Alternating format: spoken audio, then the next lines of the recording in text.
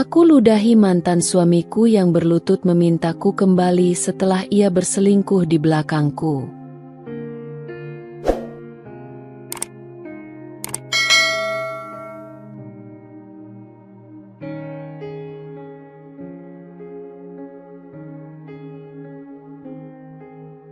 Aku adalah seorang wanita yang pernah percaya bahwa cinta sejati akan bertahan selamanya.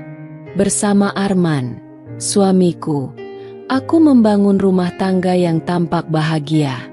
Dia adalah pria yang penuh perhatian, romantis, dan selalu bersikap manis kepadaku. Setiap hari bersamanya terasa seperti anugerah, dan aku selalu berpikir bahwa kami adalah pasangan yang sempurna. Aku masih ingat dengan jelas hari di mana aku pertama kali bertemu dengan Arman. Saat itu, aku sedang duduk di sebuah kafe kecil di sudut kota, menikmati segelas kopi sambil membaca novel kesukaanku. Tiba-tiba, seorang pria asing duduk di meja sebelah dan tanpa sengaja menumpahkan kopinya ke meja tempatku duduk. Ya Tuhan, aku benar-benar minta maaf. Aku nggak sengaja, katanya panik sambil buru-buru mengambil tisu untuk membersihkan tumpahan kopi. Aku hanya tertawa kecil. Tidak apa-apa. Lagi pula, tidak kena bukuku. Saat itulah aku pertama kali melihat matanya. Tatapan hangatnya seolah menyihirku, dan aku tak bisa mengalihkan pandanganku darinya. Dari percakapan ringan tentang buku hingga akhirnya saling bertukar nomor telepon. Aku tahu hari itu adalah awal dari sesuatu yang istimewa. Hubungan kami berkembang dengan cepat. Arman adalah pria yang selalu tahu bagaimana membuatku merasa istimewa. Setiap minggu, dia mengajakku ke tempat-tempat baru, mencoba makanan yang belum pernah kami cicipi sebelumnya, dan membanjiriku dengan kejutan-kejutan kecil yang selalu membuatku tersenyum. Saat ulang tahunku yang ke-25, dia melakukan sesuatu yang benar-benar tak terduga. Aku pikir hari itu akan berjalan seperti biasa. Aku menghabiskan pagi di kantor, kemudian Arman menjemputku untuk makan malam. Tapi begitu kami sampai di sebuah restoran kecil yang didekorasi dengan lilin-lilin romantis, aku mulai curiga bahwa ada sesuatu yang istimewa. Apa ini semua? Tanyaku sambil menatap ruangan yang dipenuhi kelopak mawar merah. Arman hanya tersenyum. Cuma sedikit usaha untuk membuat ulang tahunmu lebih spesial. Setelah makan malam selesai, dia mengeluarkan sebuah kotak kecil berwarna merah muda dan menyerahkannya kepadaku. Apa ini? Aku bertanya dengan hati berdebar. Buka saja, katanya lembut. Dengan perlahan, aku membuka kotak itu dan menemukan sebuah kalung dengan liontin berbentuk hati di dalamnya. Saat aku membalik liontin itu, aku menemukan tulisan kecil yang terukir rapi. Selamanya, untukmu. Aku menatapnya dengan mata berkaca-kaca. Arman, ini indah sekali. Dia menggenggam tanganku erat. Aku ingin kamu selalu tahu, aku akan selalu ada untukmu. Apapun yang terjadi, aku ingin kita tetap bersama, selamanya. Hari itu, aku merasa seperti wanita paling beruntung di dunia. Setelah menikah, kebahagiaan kami terus berlanjut. Arman tetap menjadi pria yang sama, penuh perhatian dan selalu tahu bagaimana membuatku merasa dicintai. Di akhir pekan, dia sering mengajakku berjalan-jalan ke tempat-tempat favorit kami, seperti taman di pinggir kota tempat kami dulu sering menghabiskan waktu sebelum menikah. Aku masih ingat suatu hari Minggu pagi, saat kami duduk di bangku taman sambil menikmati sarapan yang dia siapkan sendiri. Kamu tahu, katanya sambil menyeruput kopinya. Aku masih ingat pertama kali aku melihatmu di kafe itu. Aku tertawa kecil, dan kamu langsung menumpahkan kopi, kan? Dia mengangguk. Aku gugup, karena kamu terlihat begitu cantik. Aku menggenggam tangannya erat. Dan sekarang kita di sini, menjalani hidup bersama. Arman tersenyum dan mengecup keningku lembut. Dan aku gak pernah menyesali itu sedikit pun. Hari-hari bersamanya adalah kebahagiaan yang selalu ingin aku jalani selamanya. Aku percaya bahwa kami adalah pasangan yang tak tergoyahkan. Aku percaya bahwa cinta sejati kami akan bertahan selamanya. Namun, aku tidak tahu bahwa waktu bisa mengubah segalanya belakangan ini. Arman sering pulang larut malam dengan alasan pekerjaan. Aku mencoba memahami, mengingat pekerjaannya sebagai manajer proyek memang terkadang menuntutnya untuk lembur. Namun, semakin hari kebiasaannya semakin berubah. Dulu, Arman selalu menyempatkan diri untuk mengabariku setiap kali ia akan pulang terlambat. Pesan-pesannya selalu penuh perhatian, seperti, "Sayang, aku harus lembur malam ini. Jangan tidur terlalu larut. Aku akan pulang segera setelah selesai." Tapi sekarang, tidak ada lagi pesan semacam itu. Jika aku menelepon, seringkali ia tidak mengangkatnya, hanya membalas dengan pesan singkat yang terasa dingin. "Lagi sibuk. Pulang nanti malam." Aku mulai merasa ada sesuatu yang disembunyikannya. Aku mencoba untuk tidak berpikiran negatif, tapi semakin lama aku memperhatikannya, semakin jelas perubahan sikapnya. Yang paling mengusik adalah kebiasaannya dengan ponsel. Dulu, saat kami menghabiskan waktu bersama, ponselnya sering tergeletak di meja atau di sofa begitu saja. Dia bahkan tidak terlalu peduli dengan notifikasi yang masuk. Tapi sekarang, dia selalu menggenggam ponselnya, bahkan saat berada di rumah. Jika aku mendekat, dia buru-buru menguncinya atau membalik layarnya menghadap ke bawah. Malam itu, saat kami duduk di ruang tamu, aku mencoba membuka pembicaraan dengan nada setenang mungkin. "Arman, kamu sibuk sekali belakangan ini." Dia menatapku sekilas lalu kembali fokus pada ponselnya. "Iya, banyak proyek baru yang harus aku urus." Aku menghela napas pelan. "Tapi rasanya kamu jadi berbeda. Kamu jarang cerita tentang pekerjaanmu sekarang. Ada sesuatu yang terjadi?" Arman tersenyum kecil. Tetapi aku bisa melihat matanya menghindari tatapanku. "Gak ada apa-apa, sayang. Aku cuma lelah." Aku ingin percaya, ingin berpikir bahwa mungkin dia hanya benar-benar sibuk. Tapi firasatku berkata lain. Beberapa hari kemudian, aku mulai lebih memperhatikan kebiasaannya. Saat ia sedang mandi, aku melihat ponselnya tergeletak di meja. Tanganku gemetar. Aku tahu ini salah, tapi aku tidak bisa mengabaikan rasa curiga yang terus menggangguku. Aku mencoba membuka layar ponselnya, tetapi terkunci dengan pola yang tidak aku kenal. Ini aneh, karena selama ini kami tidak pernah menyembunyikan apapun satu sama lain. Jantungku berdebar kencang. Saat aku masih berdiri di sana, tiba-tiba suara air dari kamar mandi berhenti. Aku buru-buru kembali duduk di sofa, berpura-pura membaca majalah. Arman keluar dari kamar mandi, mengenakan kaos dan celana pendek, lalu langsung menuju ponselnya. Saat ia melihat ponselnya ada di tempat berbeda dari sebelumnya, aku melihat sekilas perubahan ekspresi di wajahnya. Seperti seseorang yang hampir ketahuan melakukan sesuatu. Dia menatapku sesaat, lalu memasukkan ponselnya ke dalam saku. Aku tersenyum kecil, berpura-pura tidak tahu apa-apa. Tapi dalam hati, aku semakin yakin. Ada sesuatu yang Arman sembunyikan dariku hari itu. Aku sedang menikmati secangkir kopi di sebuah kafe dekat rumah ketika ponselku bergetar. Sebuah pesan masuk dari Rina. Salah satu teman baikku yang juga kebetulan bekerja di perusahaan yang sama dengan Arman. Rina, maaf sebelumnya, tapi aku pikir kamu perlu tahu sesuatu. Aku sering melihat Arman akhir-akhir ini.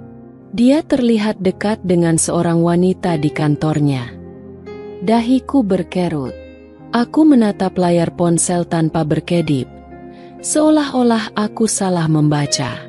Aku ingin mengabaikannya, ingin percaya bahwa tidak ada yang perlu dikhawatirkan. Tapi firasatku, yang selama ini sudah gelisah, semakin menguat.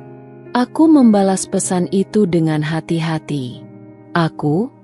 Maksudmu dekat seperti apa, Rin? Balasannya datang cepat. Rina, mereka sering makan siang bersama, kadang pulang bareng. Aku pernah melihat mereka di kafe dekat kantor, duduk berdua dan terlihat intim. Jantungku berdetak lebih cepat. Tanganku mulai gemetar. Aku menelan ludah, mencoba tetap berpikir jernih. Ini hanya informasi sepihak. Mungkin memang tidak ada yang terjadi. Mungkin hanya sekadar rekan kerja biasa. Tapi aku tak bisa membohongi diriku sendiri. Semua tanda-tanda yang kulihat di rumah, perubahan sikapnya, bagaimana dia selalu menjaga ponselnya, semuanya mulai terasa masuk akal. Aku mencoba bertanya lebih lanjut. Aku? Siapa wanita itu? Rina. Namanya Liana. Dia staf baru di kantor Arman. Aku nggak mau berpikiran buruk. Tapi cara mereka berinteraksi terasa lebih dari sekadar teman kerja. Nama itu terasa asing, tapi juga membuatku semakin penasaran. Aku mencoba mengingat, pernahkah Arman menyebut nama Liana sebelumnya? Setahuku, dia selalu berbicara tentang rekan-rekannya, tetapi tidak pernah menyebut nama itu. Aku ingin menyangkalnya. Aku ingin percaya bahwa Arman tidak mungkin melakukan hal itu. Tapi rasa curiga yang selama ini berusaha kutepis kini mulai menguasai pikiranku. Sore itu, aku pulang lebih awal. Aku duduk di sofa ruang tamu, mencoba mengendalikan perasaan yang campur aduk dalam dadaku. Aku ingin menghadapi Arman langsung, tetapi aku butuh bukti lebih. Aku tidak ingin menuduh tanpa dasar. Saat Arman pulang malam itu, aku memperhatikannya dengan lebih seksama. Capek banget, ya? Tanyaku, berusaha terdengar santai. Arman tersenyum kecil. Iya, kerjaan lagi banyak banget. Bos makin banyak nuntut. Aku mengangguk. Kamu makan siang di mana tadi? Pertanyaan itu membuatnya sedikit terkejut. Tapi dengan cepat ia menjawab. Di kantor saja, bareng anak-anak tim. Jantungku mencelos. Ia berbohong. Aku tidak mengatakan apa-apa lagi malam itu. Tapi dalam hati aku tahu, aku harus mencari tahu lebih jauh. Jika benar ada sesuatu yang Arman sembunyikan dariku, aku tidak akan tinggal diam. Aku tahu aku tidak akan tenang sampai aku menemukan kebenaran. Firasatku sudah terlalu kuat untuk diabaikan, dan peringatan dari Rina terus terngiang-ngiang di kepalaku. Malam itu, Arman pulang lebih larut dari biasanya. Aku pura-pura tertidur ketika dia masuk ke kamar. Dari balik kelopak mataku yang setengah terbuka, aku melihatnya duduk di tepi ranjang, mengeluarkan ponselnya, lalu mengetik sesuatu dengan cepat. Jantungku berdebar. Aku harus tahu. Aku menunggu sampai napasnya mulai teratur. Tanda bahwa dia sudah tertidur lelap. Dengan hati-hati, aku mengambil ponselnya dari genggamannya. Sejenak aku ragu. Tanganku gemetar. Aku tidak ingin menemukan sesuatu yang menyakitkan. Tetapi aku juga tidak bisa terus hidup dalam ketidakpastian. Layar ponselnya masih terbuka, dan di sana, tepat di depan mataku, Sebuah percakapan yang menghancurkan duniaku. Liana, aku kangen banget. Kapan kita bisa ketemu lagi tanpa harus sembunyi-sembunyi? Arman, sabar, sayang. Aku juga kangen. Aku bakal cari alasan biar bisa lebih sering sama kamu. Aku menutup mulutku dengan tangan, menahan isakan yang hampir pecah. Hatiku mencelos. Aku tidak bisa percaya bahwa suami yang selama ini kucintai, yang selalu kupikir adalah pasangan yang setia, ternyata tega mengkhianatiku. Aku terus menggulir percakapan mereka. Ada foto-foto mereka berdua, senyum bahagia yang seharusnya hanya untukku, kata-kata mesra yang dulu hanya milikku. Tanganku mencengkeram erat ponselnya. Emosi yang bergejolak di dadaku sudah tak bisa dibendung lagi. Aku membangunkan Arman dengan kasar. "Bangun, Arman!" Suaraku bergetar. Mataku sudah dipenuhi air mata. Arman terkejut, masih setengah sadar. Tapi begitu melihat ekspresiku dan ponselnya di tanganku, wajahnya langsung berubah. "Ada apa ini?" tanyanya, mencoba bersikap tenang. Aku melemparkan ponselnya ke kasur. "Jangan pura-pura, Arman. Aku sudah baca semuanya. Pesan-pesanmu dengan Liana. Kalian sudah sejauh apa?" Arman menatapku, lalu mengambil ponselnya. Seakan mencari cara untuk membela diri, dia menghela napas dan menatapku dengan ekspresi yang entah marah atau merasa bersalah. "Kamu ngapain ngacak-acak ponselku?" katanya dengan nada tinggi. Aku hampir tidak percaya. "Itu saja yang kamu pikirkan? Bukan bagaimana kamu mengkhianati aku.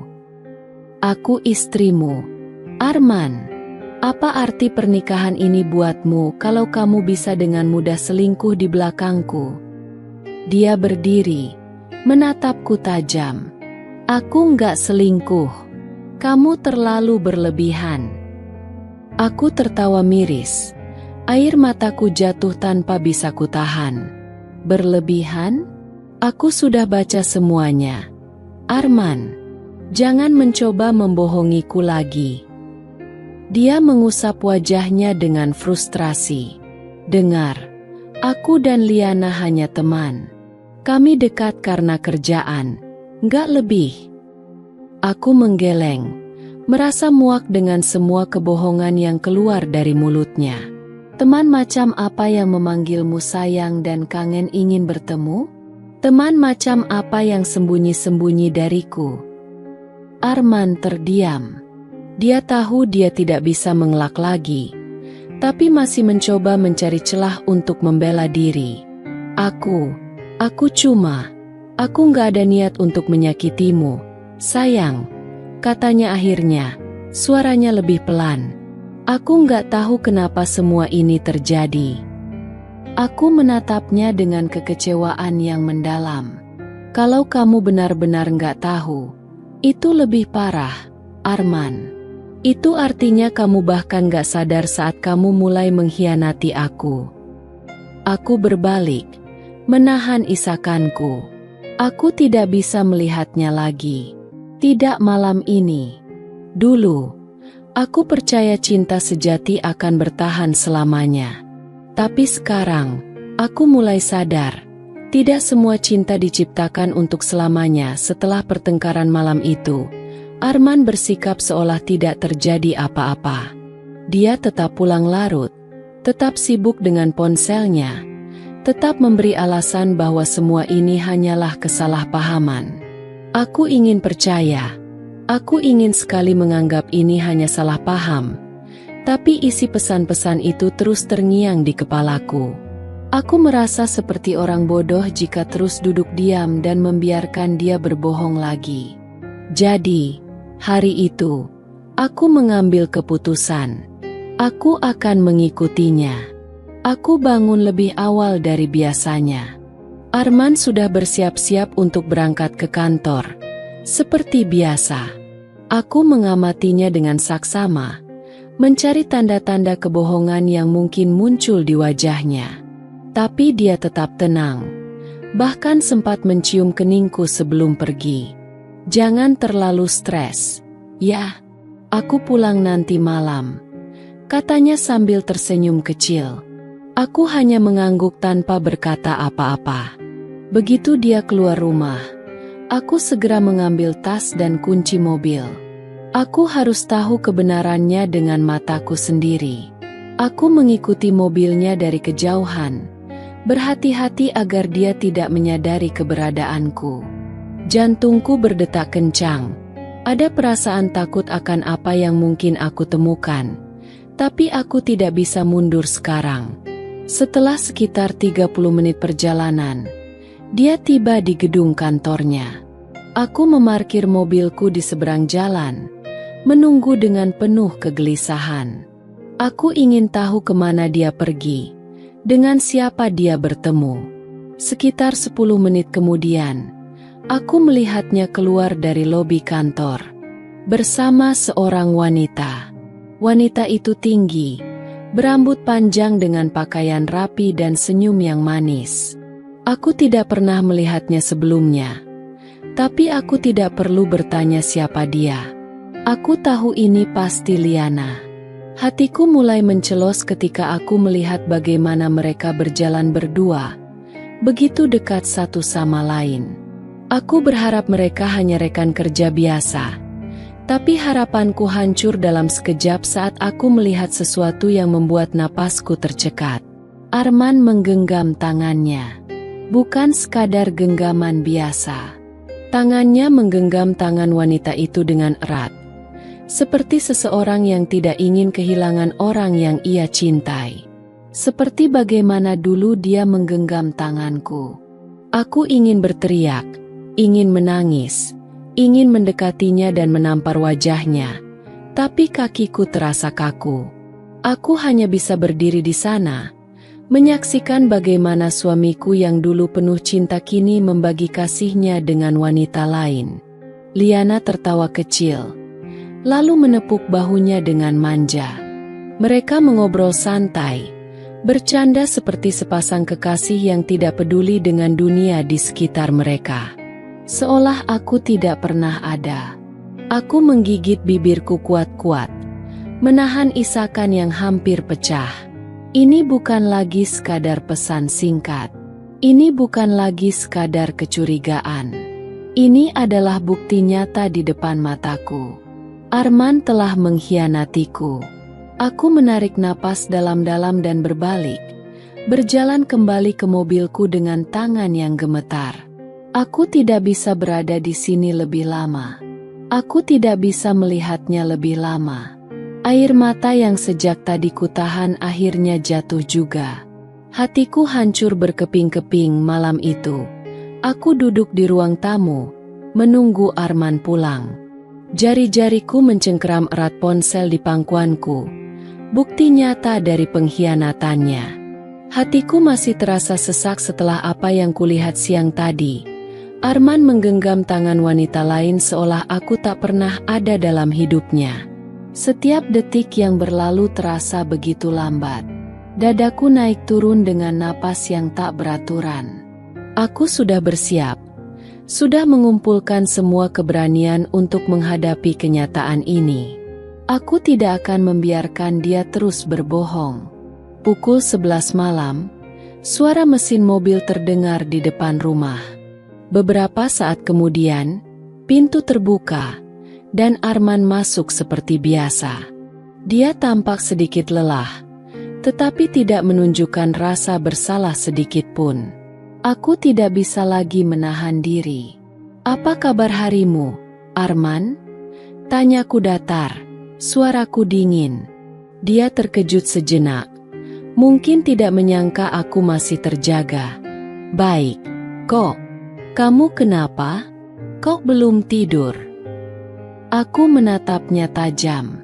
"Aku menunggumu." Dia menghela napas, berjalan mendekat dan meletakkan tasnya di sofa.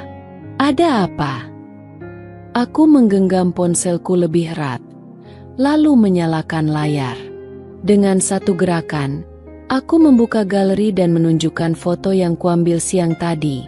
Gambar dirinya yang tengah menggenggam tangan Liana dengan penuh kasih. "Siapa dia, Arman?" tanyaku dengan suara bergetar. Kulihat ekspresinya berubah. Matanya melebar, wajahnya pucat. Tapi yang membuatku semakin muak adalah dia masih mencoba bersikap tenang. "Kamu salah paham," katanya. Suaranya terdengar goyah. Aku tertawa miris. "Salah paham?" Aku menatapnya penuh kemarahan. "Aku melihatmu sendiri, Arman. Aku mengikutimu ke kantor hari ini. Aku melihatmu bergandengan tangan dengannya. Aku melihat caramu menatapnya, caramu tersenyum padanya. Kamu masih mau bilang ini cuma salah paham?" Dia mengusap wajahnya, tampak frustasi. "Dengar, aku bisa jelasin." Aku berdiri, jantungku terasa berdetak lebih cepat. "Kamu mau jelasin apa? Bahwa wanita itu hanya teman? Bahwa pegangan tangan kalian tidak berarti apa-apa? Bahwa pesan-pesan mesra yang kutemukan hanya candaan?" Arman terdiam. Dia tahu dia sudah tidak bisa mengelak lagi. Aku mendekatinya, menatap langsung ke matanya yang kini dipenuhi kebingungan dan ketakutan. "Sejak kapan, Arman?" tanyaku lirih. "Sejak kapan kamu mulai mencintai wanita lain?" Dia menunduk, menggigit bibirnya seolah sedang menimbang-nimbang harus berkata apa. "Aku nggak tahu." Aku tertawa sinis. "Kamu nggak tahu?" Aku menggeleng. Air mataku mulai mengalir. "Kamu nggak tahu kapan kamu mulai mengkhianati istrimu sendiri? Kamu nggak tahu kapan kamu mulai memilih dia daripada aku?" Dia menatapku. Dan untuk pertama kalinya dalam beberapa bulan terakhir, aku melihat sesuatu dalam matanya, penyesalan. Tapi bagiku, itu tidak ada artinya lagi. Aku menarik napas dalam-dalam, mencoba menenangkan diri meski hatiku sudah hancur berkeping-keping. "Aku mencintaimu, Arman," suaraku bergetar. "Tapi aku nggak akan pernah bisa menerima pengkhianatan ini." Dia mencoba meraih tanganku, tetapi aku mundur selangkah. "Aku masih bisa menjelaskan, sayang." Aku menatapnya, dan kali ini, aku tahu, tidak ada penjelasan yang bisa menyelamatkan hubungan ini. Tidak ada kata-kata yang bisa memperbaiki hati yang telah hancur. "Aku sudah tidak bodoh lagi, Arman," kataku pelan, tapi penuh kepastian. "Kamu sudah membuat pilihanmu. Sekarang, aku akan membuat pilihanku." Aku berbalik, meninggalkannya di ruang tamu, bersama dengan sisa-sisa cinta yang telah dia buang begitu saja. Aku berdiri di ambang pintu kamar, berharap masih ada sedikit kebaikan dalam dirinya. Namun, harapan itu hancur seketika saat Arman membuka mulutnya. "Aku mencintainya." Hanya 3 kata, tapi rasanya seperti ribuan pisau menghujam dadaku sekaligus. Napasku tercekat. Aku ingin percaya bahwa aku salah dengar, tapi tatapan dinginnya memastikan sebaliknya. Tidak ada penyesalan, tidak ada permintaan maaf, tidak ada usaha untuk memperbaiki semua ini. Aku memejamkan mata, mencoba mengendalikan gejolak emosi yang semakin menggila dalam dadaku. "Jadi, aku ini apa buatmu, Arman?" Suaraku bergetar, setengah berharap dia menyadari betapa dalam luka yang telah dia torehkan. Dia menghela napas panjang, seolah aku adalah beban yang ingin segera dilepaskan. "Kita sudah terlalu lama bersama, mungkin perasaan itu berubah." Aku tertawa, tapi tidak ada kebahagiaan di sana. Hanya kepedihan dan amarah yang selama ini kutahan. "Berubah?" Aku mengulang kata itu dengan nada getir. Jadi, semua ini karena perasaanmu berubah? Setelah bertahun-tahun bersama, setelah semua janji yang kau ucapkan. Dia mengangkat bahunya. Aku nggak bisa mengontrol perasaan, bukan?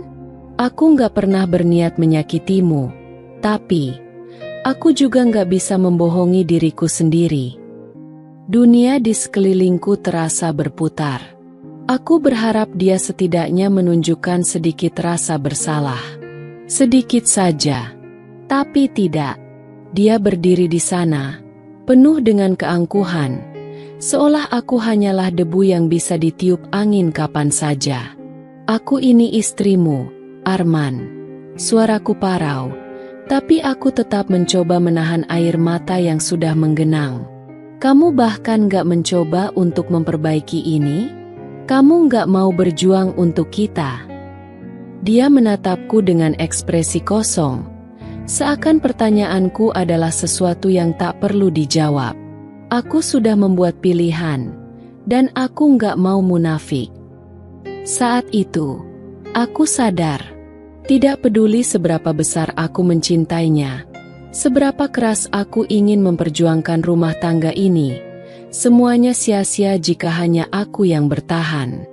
Jika hanya aku yang masih berharap, sementara dia telah menyerah begitu saja. Aku mengangguk pelan, menelan tangis yang ingin pecah. Baik, kataku akhirnya. Kalau begitu, aku juga akan membuat pilihanku. Aku berbalik, meninggalkannya tanpa menunggu jawaban. Aku tidak akan memohon untuk cinta yang telah dia buang. Aku tidak akan meminta untuk tetap berada di sisinya jika dia sendiri tak menginginkannya. Aku duduk di tepi tempat tidur, menatap kosong ke arah lemari pakaian yang masih penuh dengan baju-baju Arman. Seharusnya, aku sudah terbiasa dengan kehadirannya di rumah ini. Tapi malam ini, aku merasa seperti orang asing di dalam hidupku sendiri. Semua kata-kata Arman masih terngiang di telingaku. Aku mencintainya. Tidak ada penyesalan. Tidak ada usaha untuk mempertahankan pernikahan ini. Aku tidak bisa hidup dalam kebohongan ini lagi. Aku menghela napas panjang, menatap foto pernikahan kami yang masih tergantung di dinding. Wajah kami di foto itu penuh dengan kebahagiaan, seakan tidak ada yang bisa menghancurkan kami.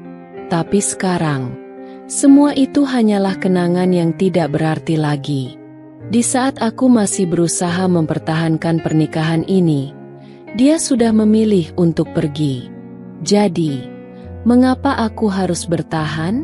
Aku menoleh ke arah pintu kamar, melihat celah kecil di mana bayangan kecil berdiri di sana. Naila! Aku memanggil pelan. Gadis kecil berusia 5 tahun itu berjalan mendekat dengan mata polosnya yang selalu membuat hatiku melebur. Mama nangis? Tanyanya dengan suara lembut. Aku cepat-cepat menghapus air mata yang tidak kusadari telah jatuh. Aku tersenyum, meski terasa pahit. Enggak, sayang. Mama enggak apa-apa. Naila memanjat naik ke tempat tidur dan duduk di pangkuanku. Dia menyentuhkan telapak tangannya ke pipiku yang masih basah, lalu mengerutkan kening kecilnya. Mama sedih. Aku menggigit bibir, menahan isakan yang ingin keluar. Aku tidak bisa membiarkan Naila melihatku hancur seperti ini. Sayang, aku berbisik, membelai rambutnya. Kalau suatu hari nanti Mama dan Papa nggak tinggal serumah lagi, Naila sedih nggak? Naila diam sejenak, lalu bertanya polos. Kenapa, Ma? Papa pergi. Hatiku mencelos. Aku ingin melindungi anakku dari kenyataan pahit ini, tapi aku juga tidak ingin berbohong padanya. Mama dan Papa mungkin gak bisa bersama lagi. Sayang, kataku akhirnya, suaraku bergetar. Tapi Mama janji, Mama tetap sayang Naila. Papa juga. Mata Naila berkaca-kaca.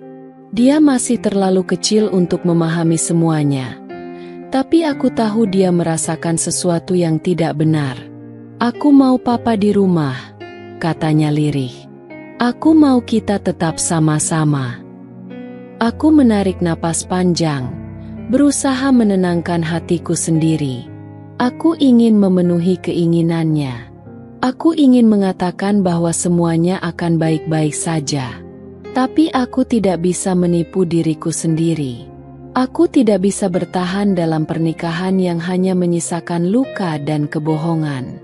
Ada saatnya kita harus berpisah, sayang, kataku dengan lembut, memeluk tubuh kecilnya erat-erat. Tapi mama janji, kita akan tetap bahagia. Dan di saat itu, aku akhirnya benar-benar yakin. Aku akan memilih kebahagiaan kami.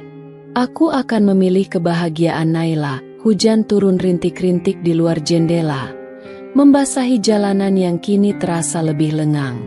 Aku duduk di meja makan, menatap secangkir kopi yang sudah mulai mendingin. Sudah beberapa bulan sejak perceraian itu disahkan. Beberapa bulan sejak aku melepaskan Arman, melepaskan pernikahan yang selama ini kupikir akan bertahan selamanya. Aku kini seorang ibu tunggal. Setelah perceraian, aku memutuskan untuk pindah ke apartemen kecil bersama Naila. Rumah lama kami penuh dengan kenangan yang terlalu menyakitkan untuk dihadapi setiap hari. Aku tidak ingin terus-menerus mengingat Arman, tidak ingin menghidupkan kembali luka yang sudah seharusnya kutinggalkan. Pagi-pagi sekali, aku sudah bersiap untuk bekerja. Sejak berpisah dengan Arman, aku mengambil lebih banyak pekerjaan sebagai freelance editor agar bisa tetap mengurus Naila tanpa harus meninggalkannya terlalu lama. "Ma, nanti jemput Naila jam berapa?" tanya Naila dengan suara lembutnya saat aku mengikat rambutnya menjadi 2 ekor kuda. Aku tersenyum, menatap wajah mungilnya yang semakin mirip dengan Arman. "Mama akan jemput jam 4. Sayang, setelah itu kita bisa beli es krim, gimana?" Mata Naila berbinar. "Coklat?" Aku tertawa kecil dan mencubit hidungnya. "Tentu saja coklat." Saat aku mengantar Naila ke sekolah, beberapa ibu lain yang dulu sering mengobrol denganku mulai menunjukkan sikap berbeda. Beberapa masih ramah, tetapi ada juga yang berbisik-bisik di belakangku, membicarakan tentang status baruku. "Kasihan, jadi ibu tunggal pasti berat ya. Suaminya selingkuh, kan? Makanya harus lebih jaga suami." Aku menegakkan kepala dan tersenyum pada mereka, meskipun hatiku terasa perih. Aku sudah belajar untuk tidak peduli pada omongan orang. Mereka tidak tahu apa yang sebenarnya terjadi. Mereka tidak tahu betapa aku sudah berusaha mati-matian untuk mempertahankan rumah tangga yang akhirnya tetap hancur juga.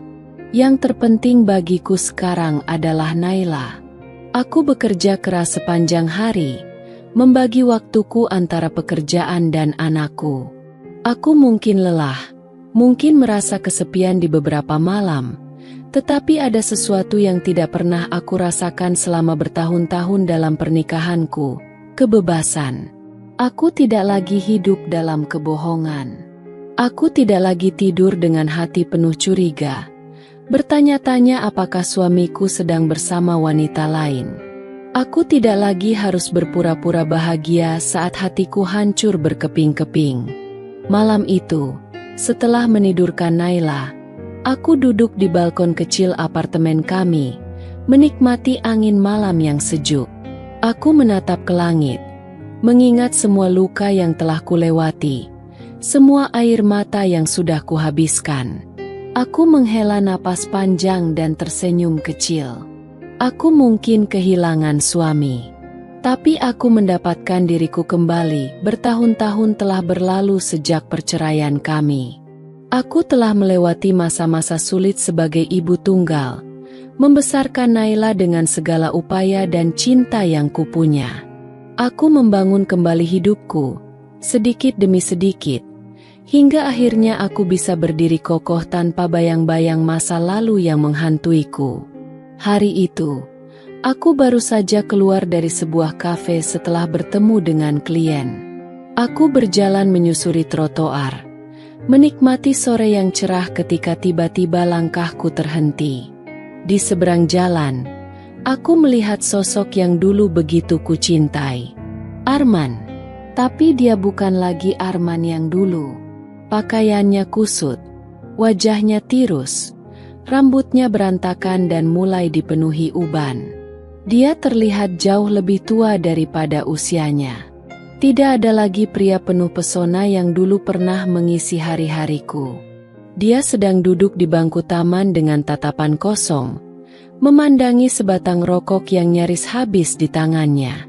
Aku berdiri terpaku sejenak, tidak tahu apakah aku harus mendekatinya atau pergi begitu saja. Tapi sebelum aku sempat memutuskan, dia menoleh. Mata kami bertemu. Aku bisa melihat keterkejutan di wajahnya. Dia menatapku lama, seolah tak percaya bahwa aku ada di depannya. Aku, yang dulu pernah menjadi istrinya. Aku, yang dulu dia tinggalkan demi wanita lain. Aku menarik napas dan melangkah mendekat. "Hai, Arman." Dia mengerjap, lalu tersenyum kecil, senyum yang terasa getir. "Hai." Suaranya serak, seperti orang yang terlalu banyak merokok dan minum alkohol. Aku duduk di bangku taman, memberinya waktu untuk berbicara. Setelah beberapa saat hening, dia akhirnya membuka suara. "Kamu kelihatan baik-baik saja," katanya, menatapku dengan ekspresi sulit dijelaskan. Aku tersenyum, bukan karena ingin pamer, tapi karena itu memang kenyataannya. "Aku baik. Naila juga tumbuh jadi anak yang hebat." Dia menunduk, menghembuskan napas panjang. Aku dengar, dia masuk sekolah unggulan. Aku mengangguk. Iya, dia pintar, selalu berusaha keras. Aku bangga padanya. Arman terdiam cukup lama sebelum akhirnya bergumam.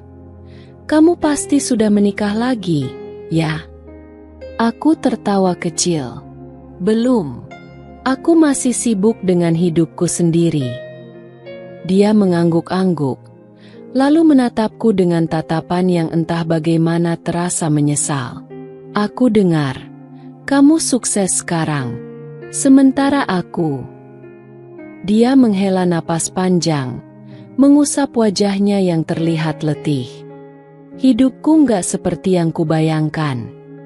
Aku hanya diam, membiarkannya melanjutkan. "Liana." Dia menyebut nama wanita yang dulu merebutnya dariku. "Dia bukan seperti yang kupikirkan. Pemalas, boros, dan gak pernah peduli sama aku kecuali saat aku punya uang. Aku pikir aku akan bahagia dengannya. Tapi aku melihat matanya yang kosong, penuh penyesalan. Dia tidak perlu melanjutkan. Aku sudah tahu bagaimana akhir kisahnya. Dulu, dia memilih wanita itu karena merasa bosan denganku. Karena dia mengira rumput di seberang lebih hijau. Tapi sekarang dia menyadari bahwa yang dia kejar bukanlah kebahagiaan, melainkan ilusi semata. Aku menatapnya lama sebelum akhirnya berkata, "Kamu yang memilih jalan ini, Arman." Dia menatapku dengan sorot mata sendu, seolah mengerti bahwa aku tidak mengatakan itu untuk menyakitinya, melainkan sebagai sebuah kebenaran. "Aku bodoh, ya?" katanya sambil tertawa kecil, getir. Aku hanya tersenyum tipis. Mungkin dulu aku berharap dia akan menyesali semuanya. Mungkin dulu aku ingin dia merasakan sakit yang sama seperti yang dia berikan padaku. Tapi sekarang, aku sudah tidak peduli lagi. Aku sudah memaafkannya. Bukan untuk dirinya, tapi untuk diriku sendiri. Aku berdiri, merapikan tas di pundakku. Semoga kamu bisa menemukan kebahagiaanmu sendiri, Arman. Dia menatapku lama sebelum akhirnya mengangguk pelan. Terima kasih. Aku melangkah pergi, meninggalkannya dengan semua penyesalannya. Aku tidak menoleh lagi hari itu. Hujan turun deras. Aku baru saja pulang kerja dan sedang bersiap masuk ke apartemen ketika suara seseorang menghentikan langkahku. Nadia, tunggu. Aku membeku. Aku mengenali suara itu. Perlahan, aku menoleh dan menemukan sosok yang sudah lama ingin kulupakan. Arman. Dia berdiri di depan gedung apartemenku. Basah kuyup. Wajahnya penuh rasa putus asa. Ada sorot yang sulit dijelaskan dalam matanya. Seolah dia menyesali segalanya. Aku tidak ingin berbicara dengannya. Aku ingin masuk ke dalam apartemen dan menganggap dia tidak pernah ada. Tapi sebelum aku sempat melangkah, dia berlari mendekat dan berdiri di depanku. Aku tahu aku nggak pantas ada di sini. Tapi tolong, dengarkan aku, katanya dengan suara bergetar. Aku menatapnya tanpa ekspresi. Untuk apa kamu kesini, Arman? Dia menelan ludah. Wajahnya tampak lebih tua dari terakhir kali aku melihatnya. Ada kantung mata yang dalam, rambut yang semakin jarang, dan pundak yang tampak lebih berat dari sebelumnya. Aku menyesal. Aku mengangkat alis. Menyesal. Dia mengangguk dengan cepat. Aku bodoh. Nadia. Aku meninggalkanmu, meninggalkan keluarga kita, hanya untuk sesuatu yang ternyata nggak berarti apa-apa. Aku tidak mengatakan apapun, hanya menunggu dia melanjutkan. Liana, dia hanya memanfaatkan aku. Dia nggak pernah mencintaiku. Aku kehilangan segalanya. Nadia, aku kehilangan rumah kita, kehilangan kebahagiaan yang dulu aku miliki. Aku bisa merasakan emosi dalam suaranya, tapi aku tidak tergerak sedikit pun. Ini adalah pria yang dulu menghancurkanku tanpa ragu. Pria yang meninggalkanku demi wanita lain tanpa menoleh ke belakang. Dan sekarang, setelah semuanya berantakan, dia datang kepadaku. Aku mohon, beri aku kesempatan kedua. Aku ingin kita kembali seperti dulu. Dulu, mungkin aku akan menangis. Mungkin aku akan memohon agar dia tidak meninggalkanku. Tapi aku bukan wanita yang sama lagi. Aku tertawa kecil, tanpa sedikit pun kelembutan. Kesempatan kedua. Dia mengangguk. Matanya penuh harap. Aku janji akan berubah. Aku akan memperbaiki semuanya. Aku hanya ingin kita kembali seperti dulu. Aku ingin Naila melihat kita bersama lagi. Aku menatapnya lama, lalu menghela napas pelan. Dengar, Arman. Aku bukan wanita bodoh yang bisa kau permainkan lagi. Aku sudah melewati masa-masa tersulit dalam hidupku, tanpa kamu.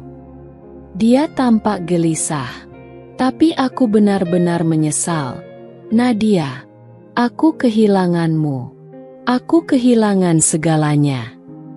Aku mendekat, menatap matanya yang kini penuh rasa bersalah. Kamu kehilangan aku bukan karena nasib buruk. Kamu kehilangan aku karena kamu memilih untuk meninggalkanku. Sekarang kamu menyesal? Sayangnya, aku sudah tidak peduli. Dia terdiam. Bibirnya bergetar seolah ingin mengatakan sesuatu. Tapi tak ada kata yang keluar. Aku tersenyum tipis. Cintaku untukmu sudah mati sejak lama, Arman. Sekarang, aku hanya merasa kasihan. Tanpa menunggu jawabannya, aku berbalik dan berjalan masuk ke dalam apartemenku. Kali ini, aku tidak menoleh lagi.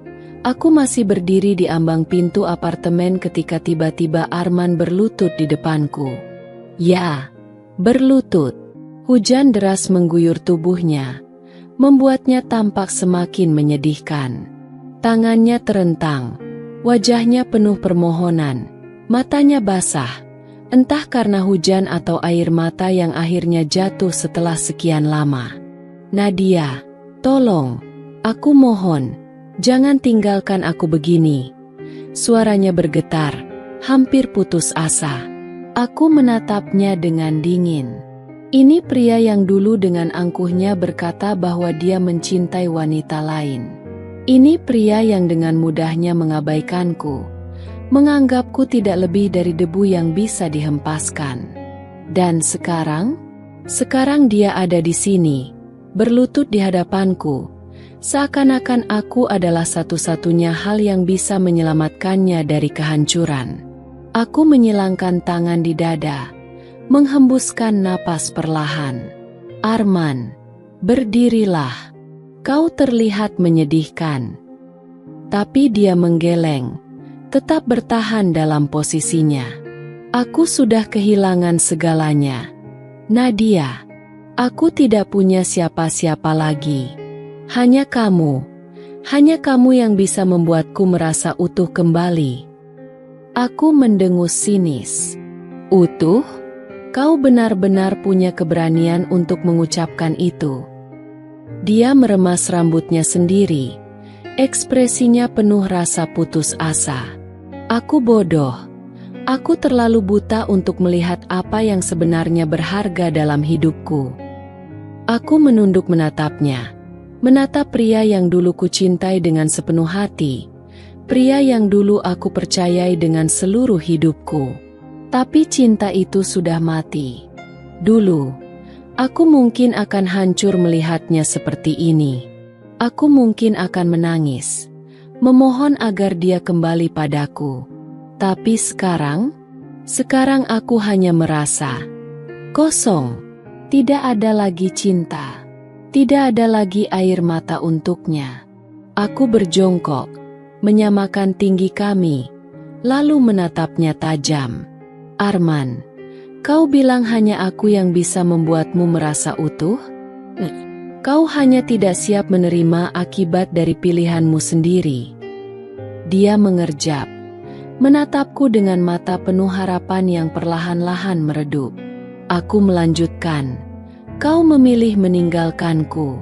Kau memilih wanita itu. Dan sekarang, ketika semuanya berantakan, kau kembali padaku? Apa aku ini? Tempat sampah untuk menampung sisa-sisa hidupmu yang gagal. Arman menggeleng cepat. Tidak, Nadia. Aku benar-benar menyesal. Aku ingin memperbaikinya. Aku ingin menebus semuanya. Aku menghela napas dan berdiri. Tidak ada yang perlu kau tebus. Arman, aku sudah memaafkanmu sejak lama. Tapi itu bukan berarti aku mau menerimamu kembali. Aku menatapnya untuk terakhir kali sebelum berkata dengan suara mantap. Kita sudah selesai. Selamanya. Kemudian aku berbalik dan masuk ke apartemenku, menutup pintu tanpa ragu. Di luar, aku masih bisa mendengar isakannya di bawah hujan. Tapi aku tidak lagi peduli, aku menatapnya dengan tatapan penuh kebencian. Pria yang dulu begitu kucintai, yang pernah aku percayai sepenuh hati, kini tak lebih dari seorang pengemis yang mengiba di bawah kakiku. Hujan masih mengguyur tubuhnya, membuatnya tampak semakin menyedihkan. Tapi aku tidak merasakan iba, tidak ada lagi simpati. Hanya rasa muak yang memenuhi dadaku. Dia menatapku dengan mata yang penuh kehinaan. Masih berharap aku akan luluh. Nadia, aku mohon jangan lakukan ini padaku. Aku terkekeh dingin. Jangan lakukan ini padamu? Arman, kau bercanda? Apa kau lupa siapa yang menghancurkan hidup siapa? Dia meremas rambutnya sendiri. Napasnya tersengal seakan kesulitan menerima kenyataan. Aku memang salah. Aku mengakuinya. Tapi aku benar-benar menyesal. Aku sadar aku telah kehilangan sesuatu yang paling berharga dalam hidupku. Aku menyipitkan mata. Oh, kau sadar sekarang? Aku mendekat, menatapnya tajam, lalu meludah tepat di depannya. Kau pikir aku akan kembali pada sampah sepertimu? Dia terkejut. Wajahnya menegang. Aku menyeringai dingin. Kau bukan siapa-siapa bagiku, Arman. Aku lebih baik tanpamu. Aku melihat ekspresinya yang hancur. Kesombongan yang dulu selalu ada di matanya kini lenyap, digantikan oleh rasa malu dan kehinaan. Dan aku menikmatinya. Ini balasanku untuk semua luka yang dia tinggalkan. Untuk malam-malam panjang yang kuhabiskan dalam air mata. Untuk setiap kebohongan, setiap pengkhianatan yang dia lakukan tanpa rasa bersalah. Tanpa mengucapkan sepatah kata lagi, aku berbalik dan berjalan pergi. Arman tetap berlutut di sana, tenggelam dalam kehancurannya sendiri. Dan aku berjalan dengan kepala tegak, tanpa pernah menoleh ke belakang. Aku berdiri di depan pintu apartemenku, menatap pria yang pernah menjadi bagian dari hidupku. Pria yang kini tampak begitu menyedihkan, jauh dari sosok yang dulu ku kenal. Hujan masih mengguyurnya tanpa ampun, membuat wajahnya semakin lusuh, matanya semakin redup. Tapi aku tidak merasakan apa-apa. Tidak ada simpati, tidak ada belas kasihan. Aku hanya merasa puas. Sudah selesai, Arman. Aku tidak akan pernah kembali padamu. Ucapku dengan suara mantap, penuh keyakinan. Dia menggigit bibirnya, tangannya mengepal, seakan ingin menahan sesuatu yang tidak bisa dia kendalikan. Nadia, kumohon, beri aku kesempatan. Aku akan berubah. Aku janji. Aku tertawa kecil, tawa yang penuh ironi. Berubah? Kau pikir aku masih percaya dengan janji-janji kosongmu? Aku menatapnya tajam, memastikan dia tahu bahwa aku tidak lagi menjadi wanita bodoh yang pernah dia permainkan. Kesempatan itu sudah kau buang bertahun-tahun lalu, Arman. Aku tidak akan memberimu satu lagi. Dia menggeleng, matanya berkaca-kaca. Aku menyesal, Nadia. Aku benar-benar menyesal. Aku telah kehilangan segalanya. Rumah kita, keluargaku, kamu, Naila. Aku mengangkat alis. Oh, sekarang kau ingat Naila. Aku menyilangkan tangan di dadaku. Di mana rasa tanggung jawabmu saat kau memilih pergi? Di mana kepedulianmu ketika kau lebih memilih wanita lain daripada anakmu sendiri? Arman terdiam, tidak bisa menjawab. Wajahnya menegang, seakan menahan rasa sakit. Tapi aku tidak peduli. Aku menatapnya lama, lalu menghela napas. Kau tahu apa yang paling menyakitkan, Arman? Bukan hanya pengkhianatanmu, bukan hanya kebohonganmu, tapi kenyataan bahwa aku pernah mengira kau adalah takdirku. Dia menunduk, bahunya jatuh. Aku menyesal. Aku benar-benar menyesal. Aku tersenyum tipis, tapi bukan senyum hangat. Ini adalah senyum kemenangan. Menyesal? Bagus. Tapi aku tidak akan pernah menerima orang yang hanya kembali karena hidupnya berantakan. Aku mengambil langkah mundur. Tangan menggenggam kenop pintu apartemenku. Kau kehilangan aku, Arman. Dan itu adalah hukuman terbaik bagimu. Sebelum dia bisa berkata lebih banyak, aku berbalik dan masuk ke dalam apartemenku, menutup pintu dengan tegas. Aku bersandar sejenak di pintu, menarik napas panjang. Aku tidak menangis. Aku tidak merasa sakit. Aku justru merasa bebas. Dulu, aku berpikir kebahagiaan bergantung pada seseorang yang mencintaiku. Tapi sekarang aku tahu, kebahagiaanku ada di tanganku sendiri. Dan yang lebih indah dari itu, bulan depan, aku akan menikah dengan pria yang jauh lebih baik. Dia adalah seseorang yang tahu arti kesetiaan. Seseorang yang mencintaiku tanpa syarat. Seseorang yang tidak akan pernah meninggalkanku untuk alasan apapun. Aku telah melewati badai. Dan kini aku melangkah menuju kehidupan yang lebih cerah. Sementara di luar sana, Arman tetap berdiri di bawah hujan, tenggelam dalam kehancurannya sendiri. Aku tidak menoleh lagi. Aku tidak perlu terkadang. Luka yang paling dalam justru menjadi kekuatan terbesar kita. Aku telah melewati badai, dihantam gelombang pengkhianatan dan kesedihan.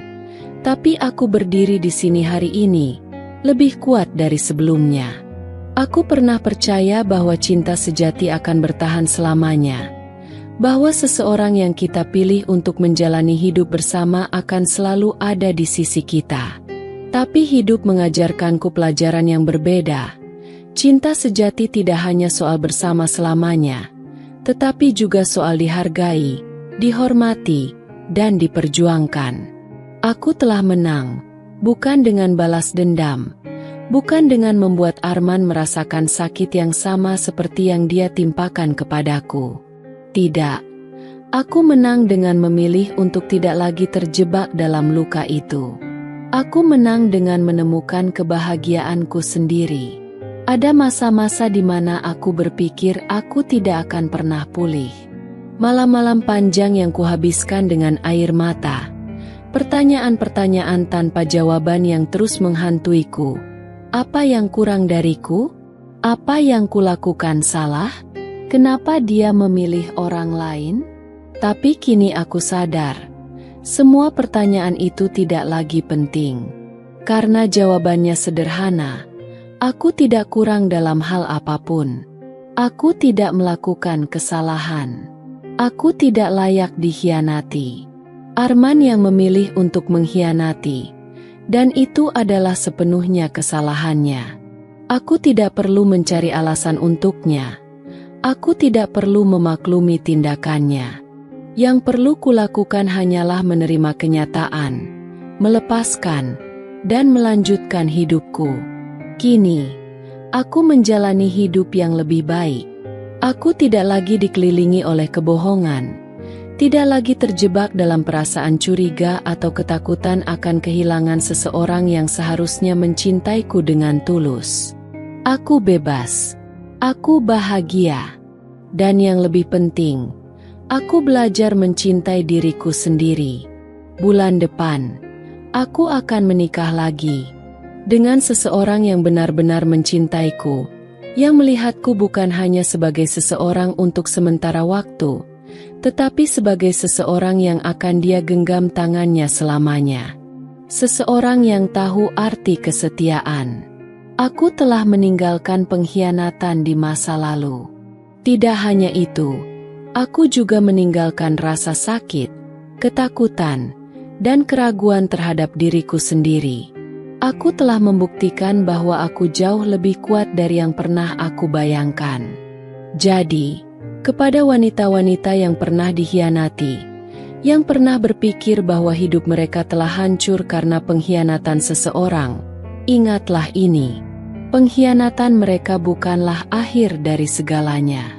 Itu hanyalah awal dari perjalanan baru menuju kehidupan yang lebih baik. Karena wanita yang kuat tidak membutuhkan pria yang tidak bisa menghargainya. Dan aku telah membuktikan bahwa aku bisa hidup jauh lebih bahagia tanpa